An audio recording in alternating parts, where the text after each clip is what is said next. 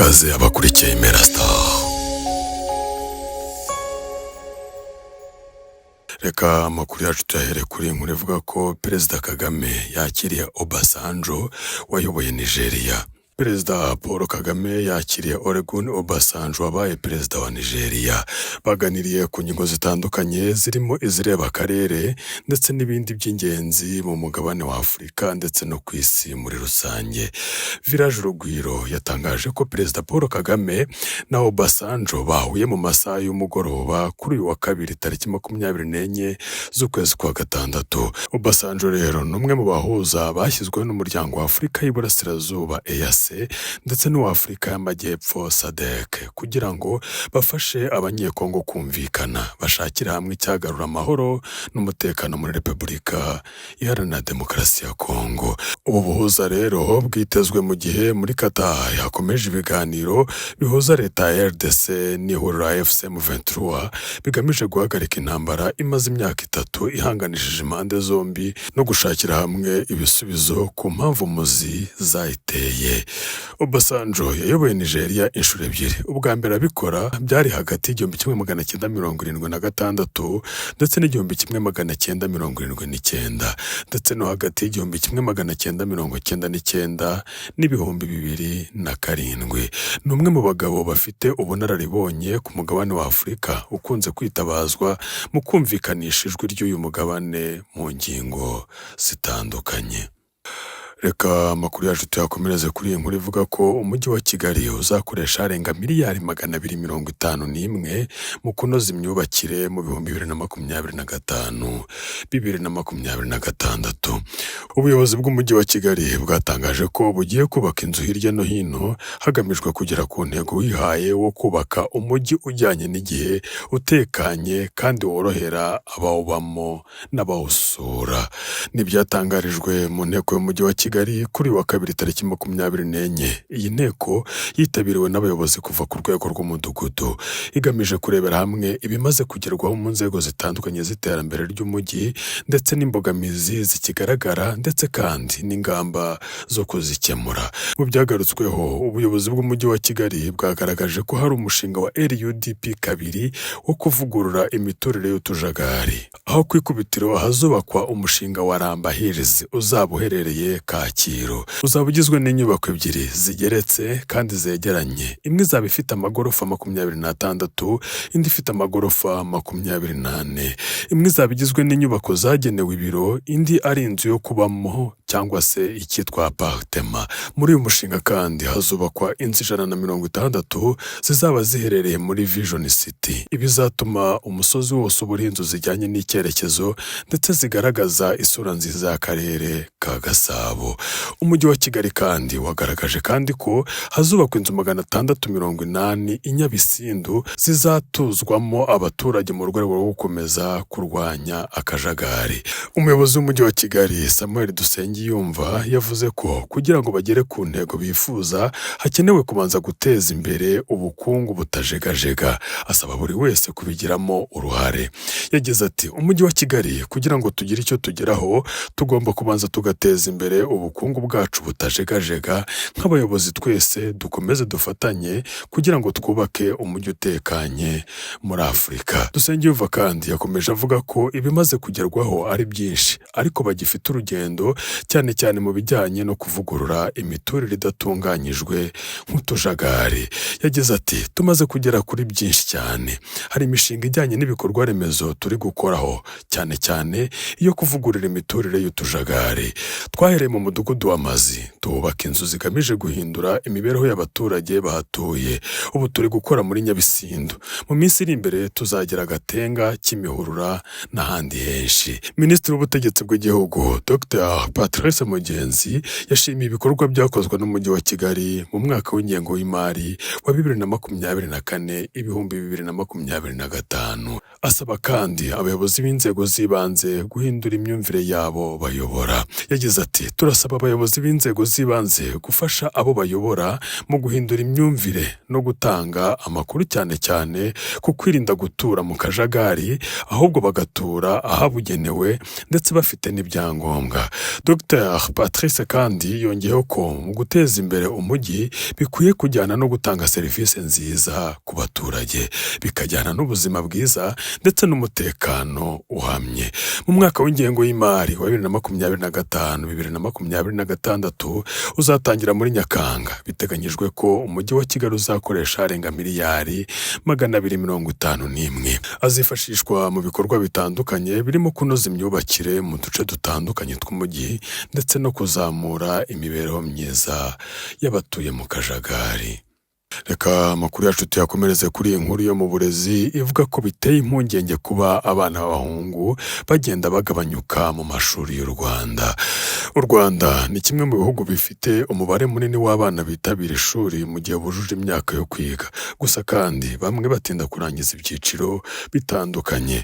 Abahungu bakaba benshi barivamo imburagihe kubera impamvu zinyuranye zirimo n'ababyeyi babajyana gukora imirimo y'ingufu. Intego z'ikinyagihumbi MDG zagize u Rwanda rwimakaje uburezi kuri bose, bituma abahungu n'abakobwa bafite imyaka itandukanye bashobora kwiga nibura kugera mu mwaka wa 6 w'amashuri yisumbuye. Ubushakashatsi bwa 7 ku mibereho rusange y'ingo bugaragaza ko abanyeshuri b'abahungu bimuka mu myaka itandukanye y'amashuri abanza ari bake ugereranyije n'abakobwa.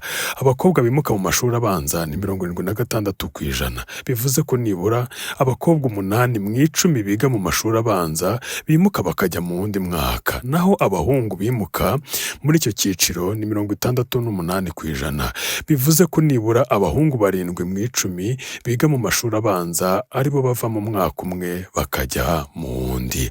Abana baturuka mu cyiciro cy'imiryango ifite ubushobozi bw'amafaranga bimuka ku rugero rwa 84%, mu gihe abakomoka mu miryango ifite ubushobozi buke bimuka ku rugero rwa 66%. Imibare igaragaza ko abanyeshuri binjira mu mwaka wa mbere bakazagera mu wa 6 mu myaka 6 ari bake cyane. Nk'urugero, mu 2018 abana bagiye mu wa mbere barengaga 517, ariko abageze mu wa 6 mu 2023-2024 barengaga gato 220. Abahungu binjiye mu mwaka wa mbere mu 2018 barengaga 268, ariko abageze mu mwaka wa 6 mu 2023-2024 ni 99,639, mu gihe abakobwa barengaga 248, ariko abageze mu wa 6 ari 121 ndetse n'126. Imibare ya Minisiteri y'Uburezi y'2023-2024 igaragaza ko abo mu mashuri abanza bata ishuri bangana na 5.2%, barimo abahungu bangana na 6.1%, mu gihe abakobwa ari 4.3%. Mu cyiciro rusange abahungu bava mu mashuri ni 4.7%, mu gihe abakobwa ari 3.6%. Mu cyiciro gisoza yisumbuyeho abahungu bavuye mu ishuri mu 2023-2024 ni 5%, mu gihe abakobwa ari 4.7%. Ku itariki 19 z'ukwezi kwa 6 2025, Depite Mukabalisa Germaine yavuze ko iyo turebye imibare ku mwana w'umuhungu tubona itangiye guhangayikisha. Ibi yabitangaje ubwo Minisitiri w'Intebe Dr Edouard Ngirente yagezaga ku nteko ishinga amategeko imitwe yombi ibikorwa byagezweho muri gahunda yo guteza imbere imibereho myiza y'abaturage. Germaine kandi yagize ati, turebye abashobora kujya mu mashuri yisumbuye cyane turasanga abahungu bari kuri 29%. Kwimuka mu mashuri abanza turabona ko abahungu basibira cyane. Ibyo biragenda bikagira no mu guta ishuri ndetse no kwitabira kujya mu ishuri. Mu by'ukuri ugasanga umwana w'umuhungu ari kugenda asigara inyuma. Guteza imbere uburinganire no kureba abana bombi kugira ngo batere intambwe ingana. Mu ijambo rye Minisitiri Dr Edouard Ngirente yatangaje ko uburezi bw'umuhungu butashyizwe inyuma kuko uburinganire buvuze bivuze guteza imbere ibitsina byombi. Yagize ati uburezi bw'umwana w'umuhungu ntabwo twabusubije inyuma. Kuri twebwe nka leta, uburinganire ni uguteza imbere umwana w'umuhungu n'umukobwa. Buri wese akabona ikimukwiye, buri wese agafatwa neza. Kuko ngira ngo icyariho mbere ni uko umukobwa yari yarasubijwe inyuma. Habamo imbaraga zo kumuzamura kuko hari byinshi atabonaga. Ariko ubu aho tugeze mu bijyanye n'uburezi, umwana w'umukobwa n'umuhungu bakwiye kubona ibintu bimwe, bakajya mu mashuri, ahasigaye hagakora umutwe wabo. Isomo atsinze akaritsinda, kandi gutsinda ntabwo bijyana n'igitsina, bijyana n'uko umwana yize. Dr Ngirente kandi yavuze ko mu igenzura leta yakoze yasanze mu bice birimo ibikorwa by'ubucukuzi bw'amabuye y'agaciro no mu mirima y'icyayi usanga abahungu bajyanwa mu mirimo kuko aribo bafite ingufu.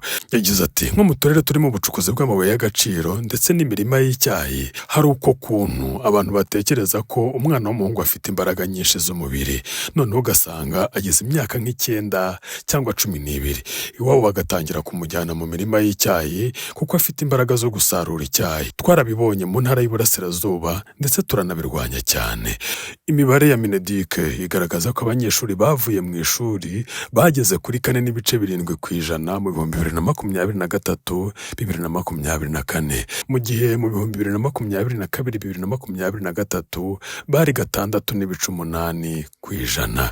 Mu mwaka w'ibihumbi 2023-2024 u Rwanda rwari rufite abanyeshuri barenga 4,400,000. Aba barimo abahungu 2,200,300 ndetse n'abakobwa 2,200,400. Reka amakuru yacu mu Rwanda tuyasoreze kuri iyi nkuru y'akababaro, twihanganisha umuhanzi Chrisizi ndetse n'abakunzi be, aho nyuma yo kubura umubyeyi ari we nyina umubyara, Chrisizi yongeye kubura nyirakuru. Ni inkuru y'akababaro yashenguye imitima y'abatari bakeya, yagiye hanze ku itariki 24 z'ukwezi kwa gatandatu, aho uyu mubyeyi yitabye Imana azize uburwayi yari amaranye igihe. Ariko kandi bikanavugwa ko ubu burwayi bwakajije umurego nyuma y'urupfu rw'umukobwa we. Junior Giti usanzwe urebera inyungu za Chrisizi yavuze ko uyu mubyeyi yitabye Imana aguye mu rugo aho yari atuye.